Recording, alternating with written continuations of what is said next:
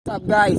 As of today, April 16 Tuesday, update ko lang kayo. Yung nakita nyo puro damo na maraming puro green. Ayan na siya. Ito na siya guys. Tara.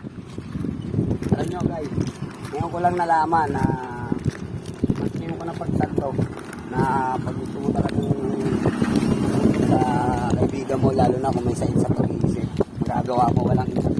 Siyempre nagpapasalamat ako sa mga tao na kasama ko sa proyekto na to. Ito na yun guys, nakita nyo kahapon na puro damo. Ito na siya ngayon. Yan. Isa na siyang ganap na kapatagan na pwede ng pagtayuan ng rehabilitation center ng mga gago para matulungan natin ang ating kaibigan na makalagpas sa kanyang nararamdaman. Dahil alam natin, guys, dito tayo. Medyo malilim-lilim. Yan. As of today, April 16, Tuesday Ito na siya guys. So dito itatayo ang isang proyekto na aking sinimulan para sa tunay na pagbabago ng aking kaibigan.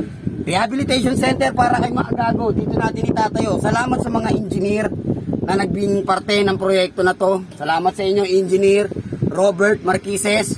Siyempre sa construction company ng aking tropa na si Boss Ruben de la Cruz. Maraming salamat po. At siyempre dahil nga ito ay rehabilitation center, magkakaroon tayo ng mga doktora at espesyalista lalo na sa pag-iisip. Kaya nagpapasalamat ako kila Doktora Ruiz, Dr. Paz, at siyempre ang eksperto pagdating sa sakit sa pag-iisip, walang iba kundi si Doktora Rowena Fabian. Maraming salamat po. At sa lahat ng sanghay ng ospital na hindi ko nababanggitin dahil sinabi nila gagawin nila to para sa pagtulong sa aking kaibigan na si Mga Gago. Kaya Mga Gago, malapit na, sisimulan na natin to, napatag na.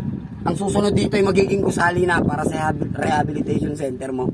Hindi na tayo mahihirapan, tutulungan na kita, magiging maayos ka na at mas matatanggap ka na ng mga tao bilang ikaw at hindi na ikaw magiging si Mga Gago. Pag natimulan ang rehabilitation center at mabuo at matapos, ikaw na si Makabago. Okay?